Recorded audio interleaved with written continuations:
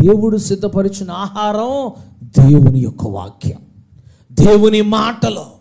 దేవుడు నీకేం సిద్ధపరుస్తున్నాడో ఆ మాటలనే ఆహారాన్ని నువ్వు భుజిస్తేనంట నీ హృదయమును సంతోషపరుస్తుంది, నీకు నెమ్మది కలుగు చేస్తుంది, నీ కుటుంబంలో ఉన్న సమస్యల నుండి విడుదల కలుగు చేస్తుంది.